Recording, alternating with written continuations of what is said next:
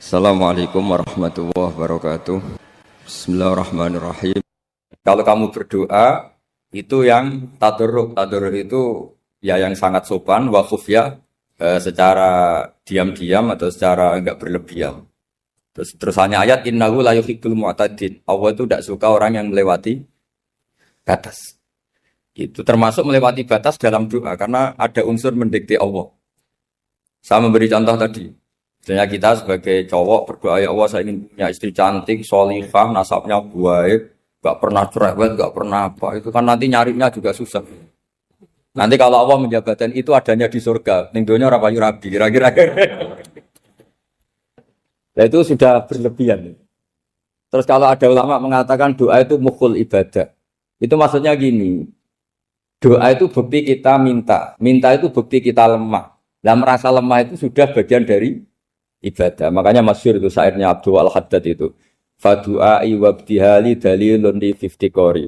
Jadi saya berdoa itu hanya sebagai bukti saya butuh Allah. Saya sendiri tidak punya kepentingan mustajab apa enggak. Jadi wali-wali yang mengatakan doa itu mukhul ibadah, sebetulnya itu malah wali-wali yang dari awal enggak kelintas disembadani apa enggak.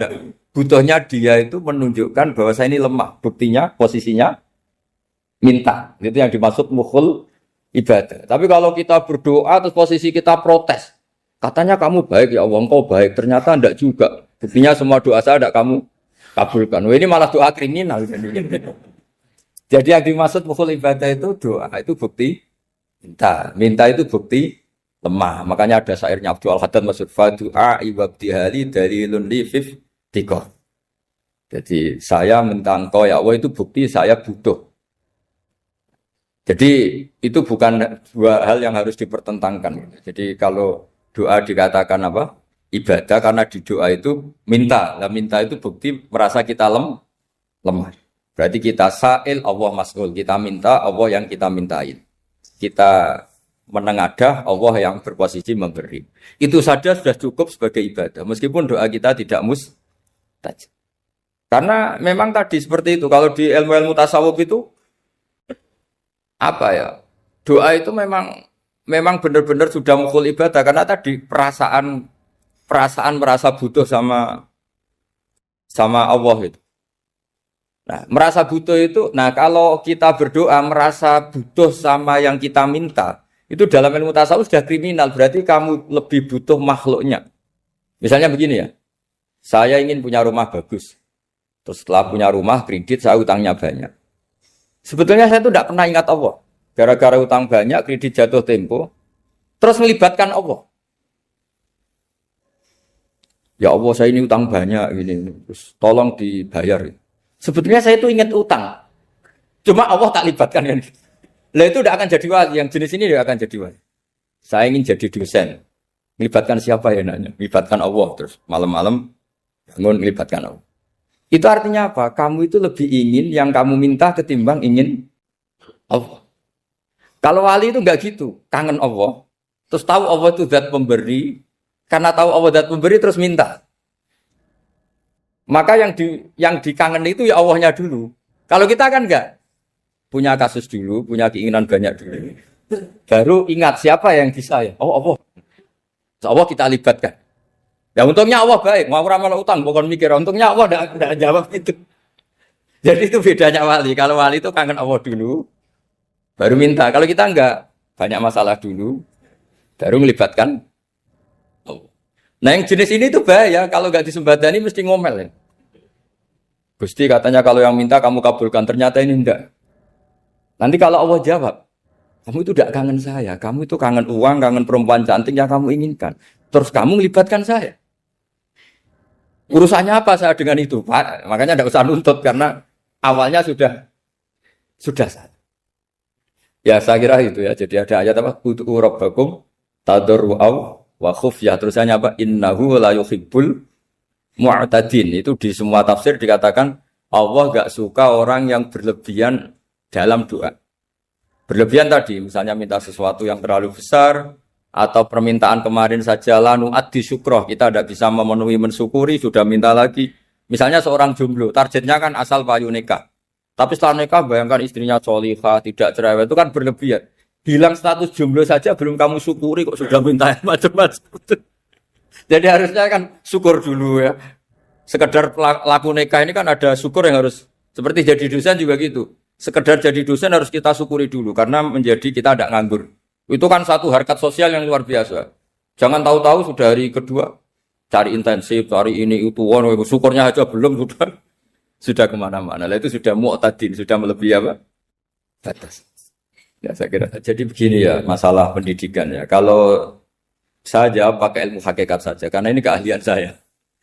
Sebetulnya begini ya, kalau misalnya itu ya subjektif juga. Misalnya bilang rata-rata alumni pondok ini sukses, alumni kampus ini sukses, yang ini tidak sukses. Itu satu pasti subjektif. Karena biasanya yang diterkenalkan ya yang sukses-sukses. Sama saya punya tetangga dari pondok yang Anda sebut itu kebetulan tidak sukses semua. Itu jantogo saya sampai ngeluh. Saya ini gimana kok? Ya sudah seperti itu kan subjektif. Tapi menyangkut pendidikan itu begini ya, menyangkut hasil dari pendidikan itu. Andai kan kita bicara ilmu hakikat, misalnya kita mondok gitu, mondok kemudian jadi orang miskin, jadi orang yang menurut orang banyak tidak berguna di masyarakat. Ternyata kita ini orang yang kelihatan tidak punya karir, tapi kalau malam sujud sama Allah. Punya anak niat memperbanyak orang sujud, terus punya ibu yang sakit-sakitan kita rawat. Meskipun kita tidak jadi dosen, tidak jadi menteri. Tapi indah Allah itu luar biasa karena berstatus ngerawat ibu, ngerawat anak, ngerawat istri. Nah Islam itu datang dengan jargon-jargon seperti itu. Sehingga Nabi kalau muji itu ada Uwais Al-Qarni, ini orang yang luar biasa.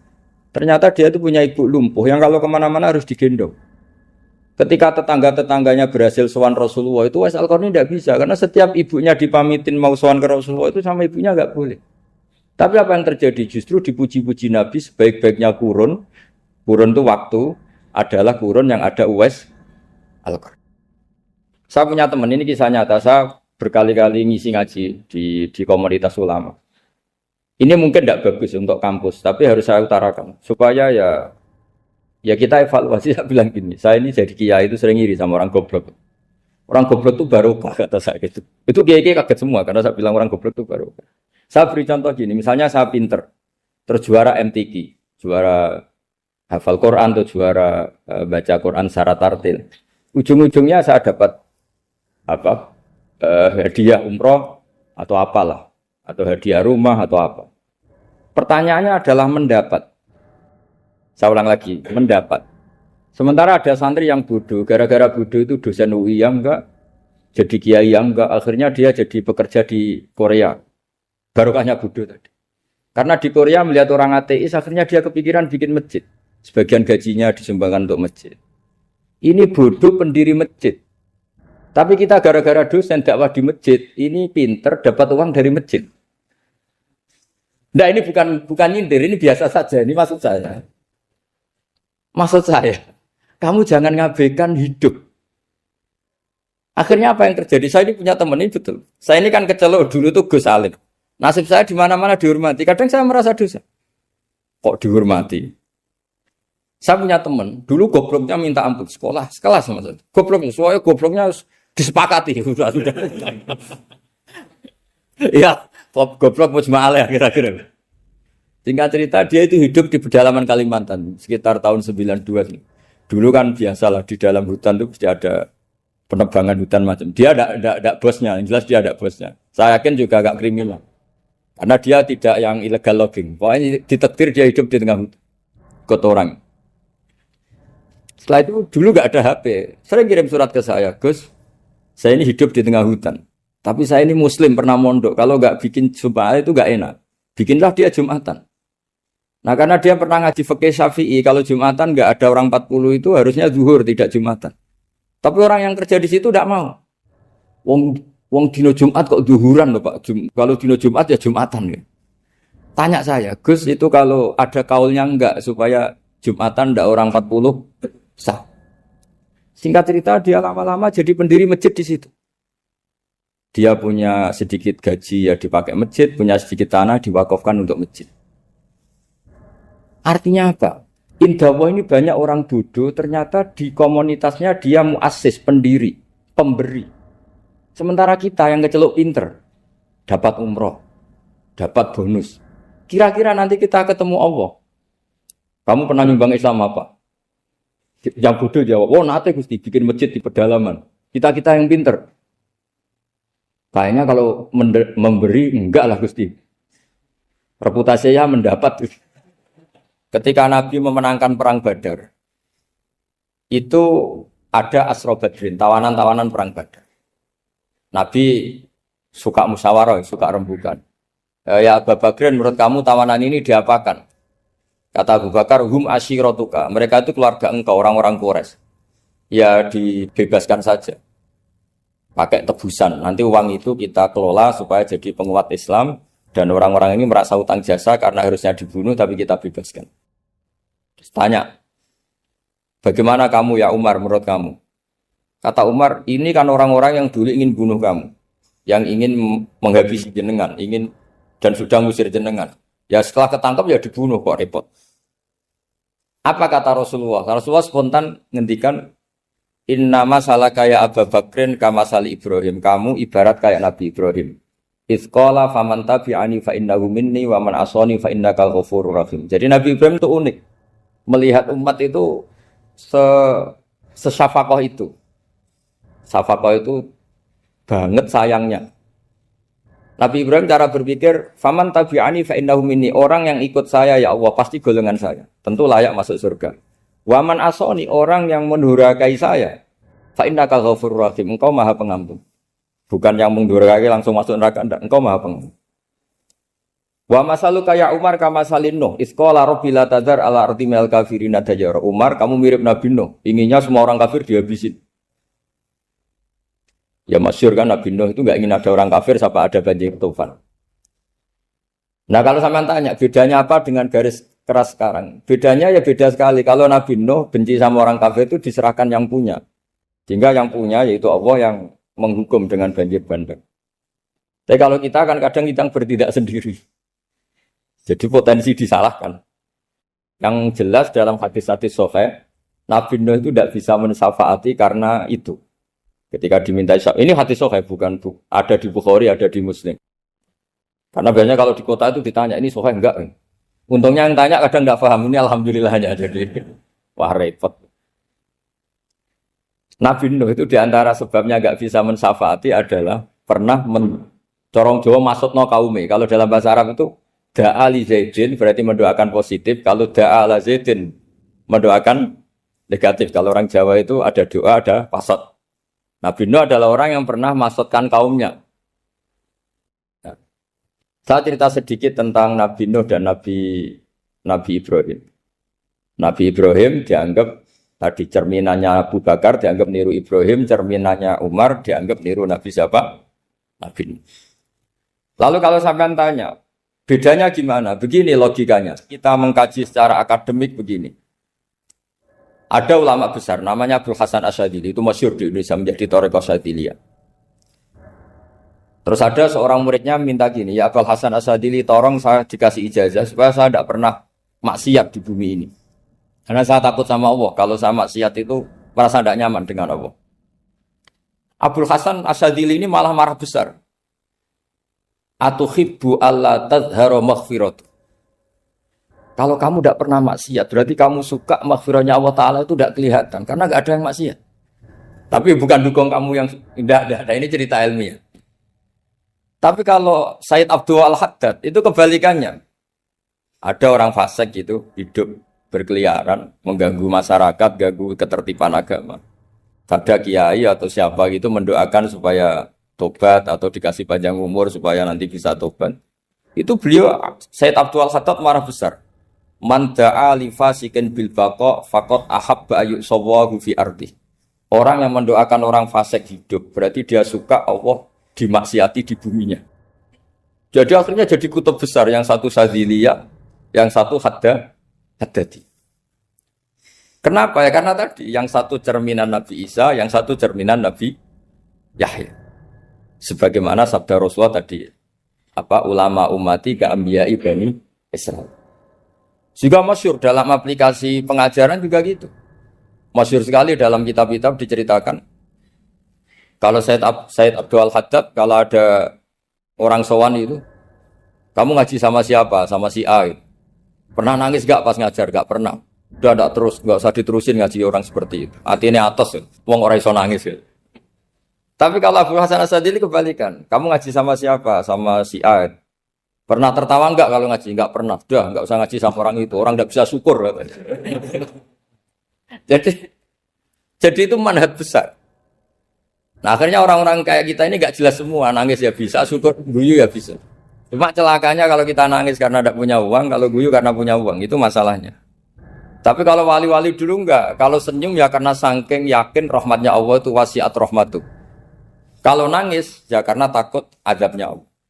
Kalau kita kan enggak, sangat-sangat materialistik. Ini yang membedakan kita. Sebenarnya nangis dan senyum itu satu keharusan karena Allah punya madharul jalal. Ketika Allah dengan sifat keagungannya, maka kita ini seorang Jawa serako bersenyum. Tapi Allah itu kadang sebagai madharul jamal. Adanya satu keasikan. Sehingga yang merengut itu yang salah. Makanya dalam ilmu tasawuf, kutub wali itu hanya dua. Allah dengan madharul jalal, dengan Allah yang madharul jamal. Contoh madharul jalal misalnya gini. Ketika Nabi Musa ingin melihat Allah, saking kangennya ingin melihat Allah, Rabbi arini anzur ilaik. Ya Allah, saya beri hak untuk melihat engkau. Allah dengan jalalnya gini, Allah itu qadim, superior. Tentu gak layak tersentuh barang hadis. Barang hadis itu makhluk. Sehingga ketika falam matajalla rabbuhu lil jabali ja'alahu dakka wa kharra Musa sa'iqa. Sehingga enggak levelnya apapun hebatnya nabi ini tetap makhluk. Sementara Allah itu qadim. Enggak kuat. Makhluk yang fana ini, yang profan ini enggak kuat. Enggak kuat menampung zat yang qadim, yang superior sehingga gunung pun hancur. Nabi Musa pingsan. Tapi ketika Allah dengan madharul jamal. Madharul jamal itu Allah dengan keindahannya, dengan kasih sayangnya, memberi hak makhluknya untuk melihat. Nah di sini ini Allah sering ngendikan wujuhu yauma idzin nadhirah ila rabbiha nadhirah. Nanti ada wajah-wajah yang di surga itu melihat saya kata. Tapi apakah betul melihat kayak saya melihat dosen, melihat Pak Rektor, melihat teman-teman itu tidak bisa. Karena Allah itu qadim, sehingga meskipun manusia ahlul jannah melihat Allah, tetap Allah ngendikan la tudrikuhul absar wa huwa yudrikul absar. Karena Allah di balik jamalnya ya punya jalal, di balik jalalnya juga punya jalal. Sehingga selalu di Quran itu diulang beberapa kali supaya proporsional. Nah, kenapa ahli sunnah tetap berkeyakinan Allah bisa dilihat? Logikanya begini. Fa inna kulla maujudin yasihu ayyura. Allah itu zat sing nyata-nyata wujud dan punya eksistensi. Di mana-mana sesuatu yang wujud itu layak untuk bisa dilihat. Lalu pertanyaannya gini, kenapa kita tidak bisa melihat sekarang kok nunggu di akhirat? Karena mata kita sekarang itu profan, fana. Sementara kita setelah di surga, tubuh kita didesain abadi. Ya saya ulang lagi ya, setelah kita di surga, semua fisik kita ini didesain abadi. Tentu karena desainnya sudah abadi, layak melihat zat yang abadi. Tapi pertanyaannya, kenapa tidak bisa ikhatoh, tidak bisa melihat sampai faham, la tudrikul absar? Karena abadi kita itu diabadikan. Sebagaimana surga abadinya diabadikan. Neraka ya diabadikan. Sementara Allah abadi dengan dirinya sendiri. Yaitu Al-Qayyum. Atau dalam bahasa ngajinya Qiyamuhu binafs. Nah lalu pertanyaan, makanya Mu'tazilah itu menentang betul kalau orang di surga bisa melihat Allah. Cara berpikir Mu'tazilah, melihat itu artinya yang dilihat ada arahnya. Sementara Allah terbebas dari arah. Tapi kata ahli sunnah cara berpikir tidak seperti itu. Melihat itu pokoknya tahu. Nah, tahu karena mata itu karena kita ditakdir tahu itu karena mata. Sebetulnya yang menjadikan tahu itu tidak mata. Ya kalau tahu ya tahu saja, bukan harus pakai mata. Itu cara berpikir ahli sunnah wal jamaah. Jadi saya beri ya bocoran. Kenapa mazhab ahli sunnah itu yang dipilih oleh banyak mayoritas di dunia, jumhur itu. Ahli sunnah itu dianggap pikirannya lebih orisinal. Misalnya ahli sunnah kalau ditanya, kenapa kamu melihat? Ya melihat saja. Kenapa kamu mendengar? Ya mendengar saja. Kesannya itu tidak rasional, kayak orang yang nggak pinter itu. Tapi sebetulnya itu yang benar. Jadi cara berpikir ahli sunnah itu melihat itu menjadi tahu. Menjadi tahu itu bisa karena mendengar, bisa karena melihat, bisa karena dikasih tahu, bisa karena bersentuhan. Sebab itu di Quran itu ada ayat ala ya'lamu man khalaqa, bukankah zat yang menciptakan itu menjadi tahu. Sehingga kenapa Allah itu selalu tahu? Karena Allah yang menciptakan. Kalau kamu tahu karena mata, sekali itu jauh, maka kamu tidak melihat. Atau kamu sekarang buta, kamu tidak melihat. Atau tertutupi barang itu, maka kamu tidak melihat. Tapi kalau kamu tahu karena kamu menciptakan, maka akan melihat terus. Misalnya saya ini tukang batu. Saya ingat betul ketika saya bangun Monas, itu pulpen saya tak tanam di dalam Monas. Saya ingat betul kalau pulpen saya warnanya putih, tak tanam di Monas 2 meter dari pondasi. Setelah saya pulang ke Jogja ditanya, di dalam Monas ada apa? Ada pulpen.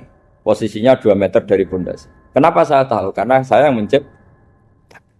Nah, karena menciptakan ini sehingga tahu saya akan terus menerus.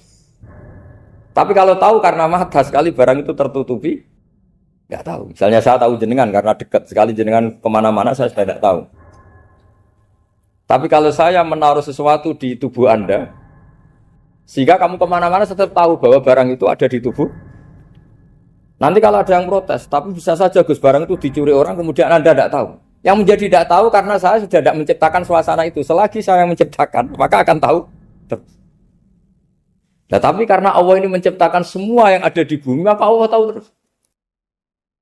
Jika Allah tahu cara bikin kuman, terus tahu bahwa manusia itu punya kuman, kumannya punya organ, organnya juga punya kuman. Terus gak kebayang. Kamu bayangkan kayak, makanya Allah itu kalau cerita sederhana, innallaha la yastahi ayyadriba masalam ma ba'udatan fama fawqaha. Allah itu tidak malu bikin perumpamaan nyamuk, karena nyamuk itu lebih dahsyat timbang gajah. Para pematung itu disuruh bikin gajah masih mampu. Bikinkan patung gajah, mungkin masih sanggup. Tapi kalau tak suruh bikin patung nyamuk, nggak usah bikin hidup, patungnya saja sekecil itu. Padahal nyamuk kecil itu punya organ tubuh. Lalu bikinnya organ tubuh nyamuk itu kayak apa? Organnya punya kuman, kumannya punya organ, organnya juga punya kuman. Sehingga orang-orang alim itu baca nyamuk itu lebih jadi ayat Allah ketimbang melihat dinosaurus. Tapi sekarang orang itu nggak tertarik ceritanya. Jadi beda perasaannya orang alim sama orang awam. Kalau orang awam tuh melihat mukjizat kan yang dasar-dasar kayak dinosaurus, gajah, wow. Kalau orang alim nggak, malah melihat nyamuk. Kealiman seperti itu terjaga di umatnya Muhammad, di umatnya Rasulullah Muhammad SAW. Karena ketika umat ini nggak ditunggui para nabi, itu Allah menjamin Muhammad, ulama umatmu nanti punya kemampuan seperti Nabi. Tentu tidak dalam keutamaan ya, keutamaan tentu enggak sekelas sama Nabi. Kenapa itu terjadi? Karena tadi para Nabi ini mewakili sekian. Kalau kita sangat mencintai Indonesia, maka kita akan tegas siapapun yang ingin menghancurkan Indonesia. Itu kira-kira cerminan Nabi Nuh. Kalau kita sangat mencintai Allah, maka kita akan benci sebenci-bencinya sama orang yang mendurhakai. Tapi masalahnya Allah yang kita cintai itu memaklumatkan diri kalau bersifat ghafur, pengampun. Jika kalau kita terlalu kasar, ini kan yang kita cintai bersifat ghafur kok kita kasar. Di sini Nabi Ibrahim, beliau sangat mantau sekali sama yang durhaka sama Allah. Tapi kalau mau mantau gimana? Zat yang mengajarkan itu bersifat ghafur. Maka kita mau tidak mau, makanya ada riwayat mengatakan takhallaku bi akhlaqillah, kamu bertata krama kayak akhlaknya Allah. Akhirnya ya sudah, kita mau apa coba? Kira-kira kalau kamu mencintai seseorang, itu potensinya akan dua, protektif. Ada telepon, itu dari siapa? Cewek atau cowok? Protektif. Itu bukti cinta apa bukti suudon? Kan tidak tahu. Tapi misalnya kamu cinta perempuan terus, WA-an sama lelaki gak apa-apa, jalan sama lelaki gak apa-apa, sama masa lalunya pacarnya juga gak apa-apa. Itu cinta apa pembiaran? Kan sama-sama gak jelas. Nah kira-kira mencintai Allah itu kira-kira analoginya seperti itu. Kalau yang satu protektif, Allah harus zat satu-satunya yang disembah. Gak boleh didurhakai, gak boleh dikhianati. Sehingga ini sangat keras sekali. Nah ini Nabi Nuh. Di sini ada Nabi Ibrahim. Karena orang yang zat yang kita cintai bersifat ghafur. Jika kalau kita terlalu tegas beda dengan sifatnya Allah yang bersifat ghafur. Nah umatnya Nabi seperti itu mulai dulu. Ada yang moderat, ada yang keras, ada yang setengah keras, setengah moderat. Ada yang ngambil sikap, urip mangan turu, ngenteni mati. Itu lebih baik itu timbang punya ijtihad tapi gak jelas, mendingan Itu ada riwayatnya, suatu saat ibadah akhir umatku terbaik adalah tidur. Maksudnya tidur itu gak ngambil sikap, masyhur itu. Saya beri riwayat yang ada di Bukhari Muslim.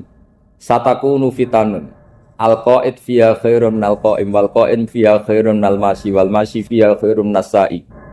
Nanti di akhir zaman itu banyak fitnah. Kata Rasulullah, yang duduk lebih baik ketimbang yang berdiri, yang berdiri lebih baik ketimbang yang jalan. Yang jalan biasa lebih baik ketimbang yang jalan bergegas. Man tasyarrafa laha tastasrifu. Fitnah itu adalah siapa yang terlibat maka akan semakin parah. Sehingga semenjak itu ulama berpikir nanti di akhir zaman kalau ada fitnah, itu sebaiknya orang ngambil sikap sepasif-pasifnya, secuek-cueknya. Jadi semua syurahul hadis sepakat makna hadis ini apa? Orang disuruh sikap secuek-cuek. Misalnya pilihan presiden, contoh kecil pilihan presiden. Mungkin para intelektual nggak merasa, tapi kalau ulama itu cara berpikir beda. Pilihan presiden, kamu fanatik milih A, yang satu fanatik milih B. Ya presiden atau bupati atau gubernur. Terus yang satu bilang gini, wah kalau nggak di presideni A, nggak di bupati A, nggak di gubernur A, negara ini rusak. Mungkin betul dari segi jejak rekamnya A ini bagus. Tapi pertanyaannya secara tauhid, bagaimana Anda menggantungkan kesejahteraan sama makhluk? Kamu nggak pernah terusik begitu kan para intelektual? Itu kan melukai. Bagaimana mungkin Anda menggantungkan kesejahteraan dengan seorang makhluk? Wah kalau di presiden A pasti Indonesia makmur, kalau bupati A pasti Sleman makmur, pasti Bantul makmur. Bagaimana mungkin makhluk yang sedang soleh kamu pastikan selalu soleh? Wong dia makhluk bisa berubah. Sementara yang B misalnya fasik, wah kalau dipimpin B pasti rusak negara. Bagaimana kamu pastikan B yang fasik selalu fasik? Dia saja dia husnul Fatimah, yang fasik pas mimpin jadi soleh, yang soleh pas mimpin jadi fasik. Akhirnya ulama karena tahu sifat manusia itu baru badan kendali di tangan Allah. Sikapnya nggak jelas. Saya ini termasuk orang yang terkenal nggak jelas. Karena kalau ditanya, Gus sampean milih presiden mana, bakti mana? Sanut pangeran sing dadi aku loyal. Wah, anut pangeran yo kacau. Wah, kowe kacau menan anut pangeran kan. Ini kan sudah tidak sambung karena pikirannya ulama. Memang nggak beda, cara berpikir ulama itu beda. Bahkan bapak saya itu kalau didik saya itu begini. Kalau meseli saya atau ngirim saya dulu itu kan pakai mes. Ini uang kamu 500.000 untuk kamu. Mesti ditambahi 100.000 ini untuk buat jajan sama teman-teman. Mesti ada uang pokok, ada uang sedekah. Dulu saya sering tanya, kenapa bapak sangat menghormati teman-teman saya? Kata bapak, kowe mondok iku aku ora iso nyukupi, sing iso nyukupi ya kanca-kanca. Ternyata betul, rata-rata anak kuliah atau anak mondok, uang pribadinya kan 8 hari dari dikirim sudah habis. Berarti kan masih 22 hari kok bisa hidup, itu kan barokahnya teman-teman itu. Malah yang agak beling itu 1 hari sudah habis, berarti ada 29 yang bergantung sana sini. Sehingga Nabi dulu cara ngendikan itu unik. Kata Nabi, da'un nasa yarzuqu wahu ba'duhum ba'duh. Manusia barno wae, engko saling memberi rezeki. Ketika ada collab, Medina itu pernah collab, terus sekarang pernah defisit. Beberapa pakar ekonomi datang ke Rasulullah, ya Rasulullah, sa'ir, tolong dikasih harga standar. Tapi apa jawabannya Nabi? La tusairu fa inna Allaha huwal musair. Kamu jangan kasih harga, Allah sendiri yang menentukan harga itu. Terus kata Nabi, kenapa engkau begitu ya Rasulullah? Ini negara harus ditentukan harga karena gini-gini. Kata Nabi, saya tidak ingin ketemu Allah dalam keadaan dolim. Tapi ini tentu di teori ilmu modern ini masalah. Tapi menurut orang modern. Tapi kalau menurut ilmu hakikat itu nggak akan masalah. Misalnya, kenapa Nabi tidak menentukan harga dalam keadaan negara seperti itu? Jawabannya pakar-pakar hakikat. Ya saya ulang lagi pakar-pakar hakikat. Begini, misalnya ada orang menimbun supaya nanti harganya mahal. Terus ditimbun terus sampai nunggu harganya mahal. Lama-lama dia sadar kalau timbunannya nggak ada gunanya karena ternyata orang nggak beli. Nah, ketika orang nggak punya kemampuan beli, yang menimbun juga nggak punya uang. Nah, tapi kalau sampean tanya, tapi Gus nak tuku barang pokok kan kita mati karena kehabisan stok. Itu masalah tauhid Anda. Bagaimana mungkin kamu bayangkan seorang makhluk tidak bisa hidup atau nggak dapat rezeki? Nabi itu orang yang sampai ke derajat hakikat, dari tidak pernah bayangkan gitu. Salah sampean jadi orang yang tauhidnya masalah. Sehingga terus bayangkan, wah kalau negara ini kayak, wah kita makan apa? Kalau negara nggak stabil, wah kita gimana? Itu tidak bisa seperti itu. Dulu ketika kita dijajah Belanda, itu kiai-kiai kita, Mbah Hasyim Asy'ari, Mbah Ahmad Dahlan, mondoknya di Mekah. Sampai alim alama, dua beliau, Mbah Hasyim sama Mbah Ahmad Dahlan itu ngajinya sama-sama Syekh Khotib Minangkabau. Cuma Mbah Hasyim lebih menekuni ke Syekh Mahfud Termas, yang satu menekuni Syekh Khotib Minangkabau. Jadi dua beliau itu ngaji di guru yang sama. Mbah saya, buyut saya itu ya sudah mondok Mekah. Zaman dijajah Belanda. Sekarang kita agak dijajah, agak mondok di sana. Buyut saya itu zaman itu sudah haji. Buyut kelima saya. Itu dulu kalau ingin cari tempat yang teduh, itu masuk ke gua. Itu masuk gua itu hanya kepalanya saja. Kakinya masih di luar. Karena gua di Arab tidak seperti gua di sini. Kalau gua di sini kan orang bisa masuk semua. Kalau gua Arab kan hanya celah-celah batu-batu besar. Sehingga ketika Rasulullah hijrah ke Madinah, singgah di Gua Sur, kata Abu Bakar gimana? Andai kan ada orang kafir di depan gua. Kata Abu Bakar gimana? Andai kan mereka melihat kakinya, pasti melihat kita. Karena gua di sana itu satu tubuh tidak bisa masuk penuh. Kalau gua di sini kan ada yang mobil saja bisa masuk. Nah itu bahasa saya kalau mau istirahat itu masuk gua, separuh badan di dalam gua, separuhnya masih di. Nah sekarang terus kita bilang, wah kalau kita negara tidak stabil, kita haji kemana dulu? Zaman dijajah Belanda kita. Jadi yang berusaha terangkan di antara sifat dasar orang-orang baik adalah di mana saja, kapan saja itu memberi manfaat. Termasuk tentu saat paling sulit. Jadi Nabi Isa menceritakan dirinya itu wa ja'alani mubarakan nama kuntu, saya ditakdir Allah berada di mana saja memberi berkah, memberi kemanfaatan bagi orang lain. Ada beberapa cerita tentang Nabi Isa. Jadi perlu diketahui ada 3 nabi yang seperiode. Satu Ibrahim dan Nabi Lut. Ibrahim itu sama Nabi Lut itu pernah paman. Kedua Nabi Musa dan Harun. Sebetulnya yang jadi nabi itu Nabi Musa, tapi Nabi Musa karena alsak, lisannya anda jelas, minta Nabi Harun, ya tentu minta kepada Allah supaya Nabi Harun jadikan nabi. Terus ketiga Nabi Isa dan Yahya. Yahya bin Zakaria, terus Isa ini pernah keponakan Zakaria. Kira-kira kalau di Jawa ya misanan antara Yahya dan siapa? Isa. Jadi ada 3 nabi yang seperiode. Tapi yang paling berkompeten, yang sederajat kira-kira seperti itu hanya Isa dan Yahya. Karena Nabi Lut dan Nabi Ibrahim itu beda level. Karena Lut ini pernah keponakan, jadi hubungannya kira-kira yang murid dan guru. Terus Musa dan Harun itu juga nggak level, karena Nabi Harun ini jadinya Nabi itu atas permohonan Nabi Musa. Sehingga meskipun Harun itu kakaknya, tapi nggak berani bantah. Jadi Nabi Musa itu dalam cerita, beliau itu alsak. Alsak itu lesannya agak kedal. Tapi ini alsak yang barokah. Jadi dulu ceritanya Musa kecil karena dia seorang Nabi, beliau seorang Nabi. Itu kalau melihat Fir'aun itu mangkelnya bukan main. Padahal kecilnya dirawat Fir'aun. Sehingga cerita mulai kecil sudah usil. Kalau melihat Fir'aun itu ya jenggotnya dipakai mainan. Pokoknya nakal. Lama-lama Fir'aun curiga, dasar orang Israel. Nabi Musa ini turunan Israel. Lama-lama Fir'aun itu yakin kalau itu sengaja. Akhirnya Fir'aun mau membunuh Musa. Terus kata istrinya Fir'aun, Musa itu masih anak kecil. Jadi seperti itu ya bawaan anak kecil, bukan bawaan kebencian terhadap orang Kipti, orang Mesir. Kalau dalam bahasa kitab kuno Mesir itu Egypt Al-Kipti, makanya disebut Maria Al-Kiptiyah. Kalau orang sekarang bilang Egypt itu bahasa kunonya Mesir itu Al-Kiptiyah.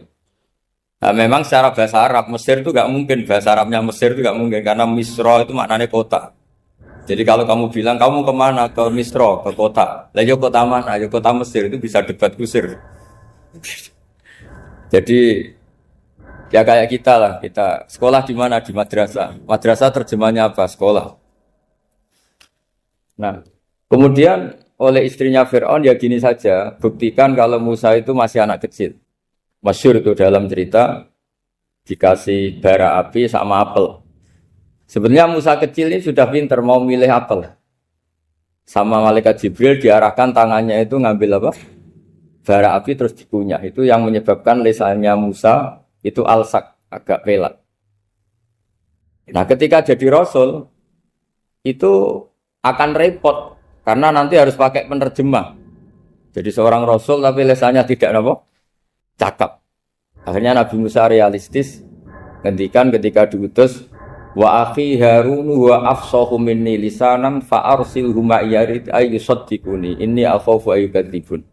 Ya Allah, saudara saya Harun itu lisannya lebih fasih.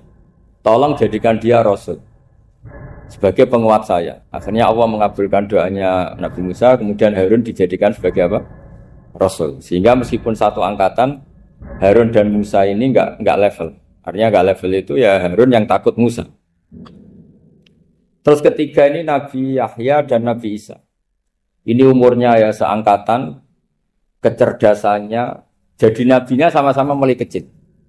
Kita tahu Nabi Yahya termasuk yang diberi khitab Allah, ya Yahya khudil kitab bi quwwah wa atainahu hukma sobiyya. Yahya berpeganglah kitab secara kuat dan dia saya kasih kenabian ketika kecil. Sama dengan Nabi Isa yang disebut wa yukallimun nasa fil mahdi wa kahla. Sehingga karena selevel dua nabi ini menjadi figur besar dalam manhaj, dalam metode dakwah.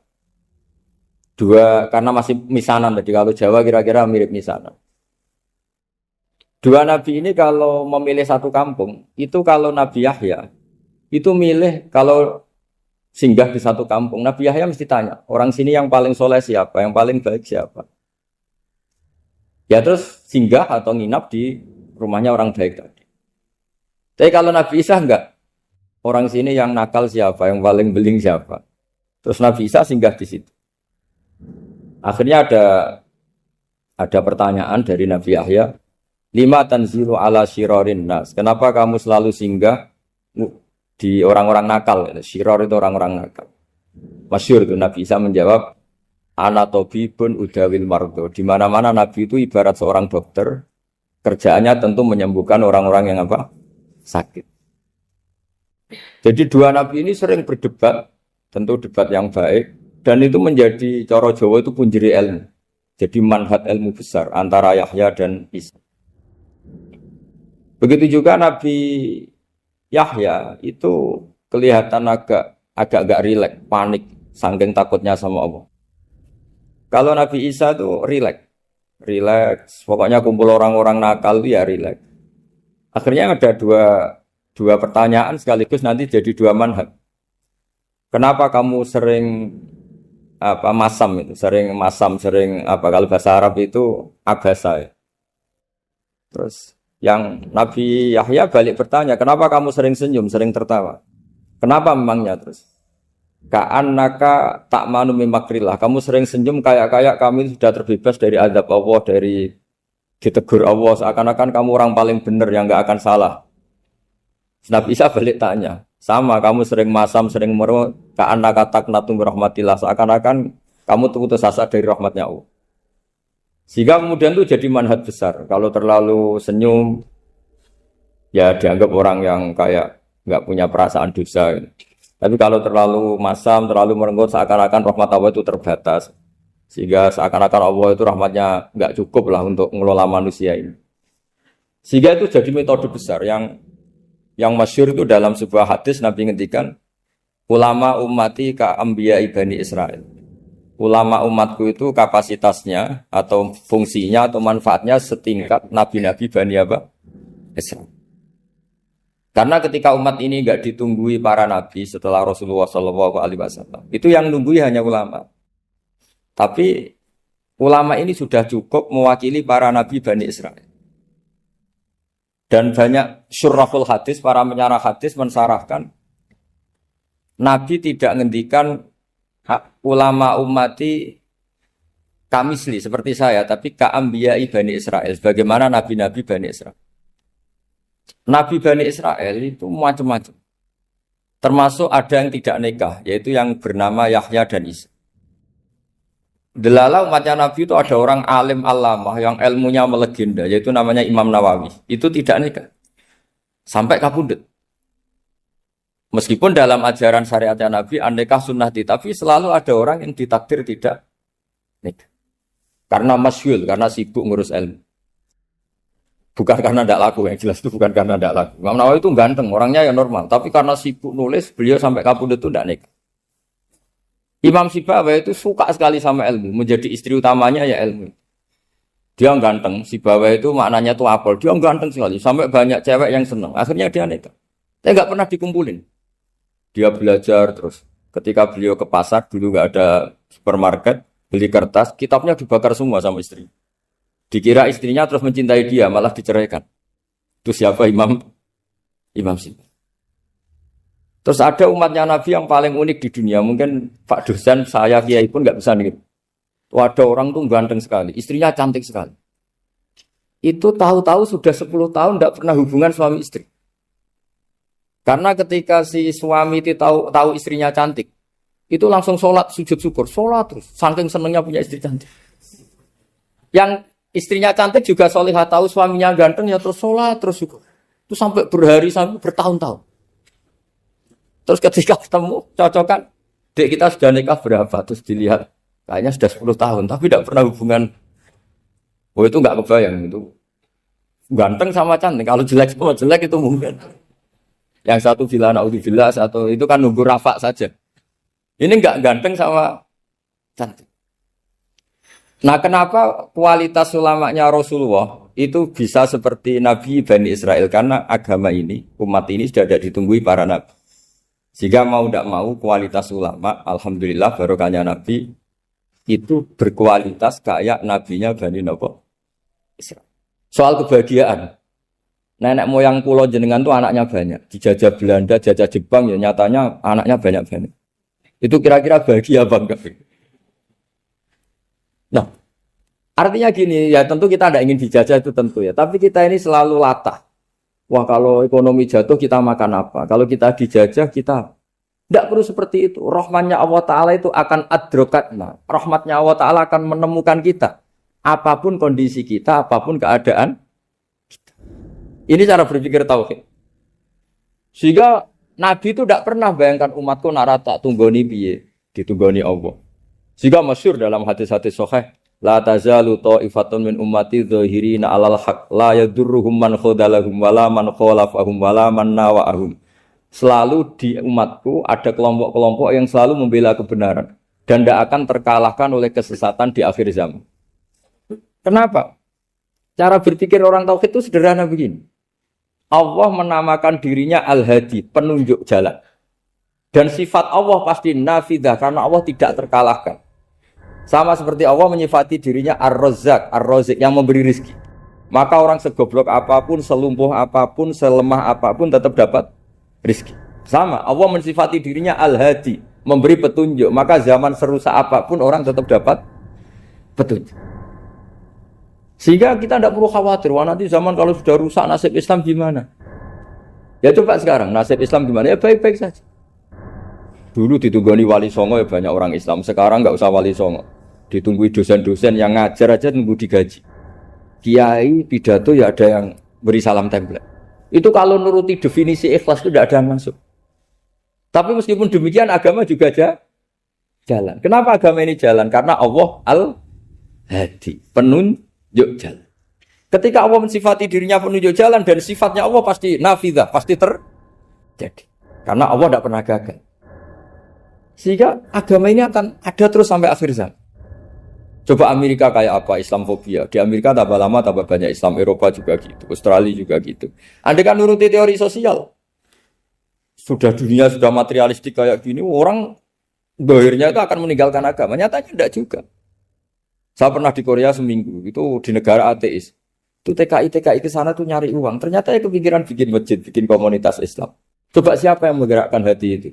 Hanya Allah Subhanahu wa Ta'ala. Ya, jadi cara berpikir tauhid saya ulang lagi, saya mohon sekali di pengajian ini saya cerita wajah alani mubarakan aina ma kuntu. Jadi cara berpikir sekian nabi, terus kita punya karakter tertentu, kita milih nabi ini itu sah. Karena ulama ummati ka'ambiyai Bani Israel. Ulama umatku itu ibarat kayak nabi Bani Israel. Jadi ada yang milih tadi.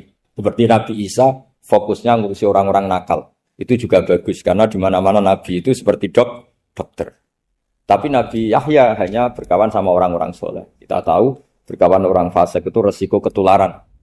Iman pas-pasan wae kancane nang fasik kan taqabbalallahu minna minkum gitu. Wong kamu sendiri tidak sehat-sehat amat berteman orang penyakitan kan bahaya. Tapi kalau kamu sebagai dokter kok hanya berteman orang sehat, lalu kamu penelitiannya gimana? Masa saya dokter spesialis pernah penelitian, semua orang sehat saya pernah saya teliti. Itu dokter aneh apa enggak? Saya dokter spesialis TBC, spesialis paru-paru. Yang kamu teliti siapa? Semua orang sehat. Pernah meneliti yang sakit? Tidak pernah. Kan ya jadi dokter aneh.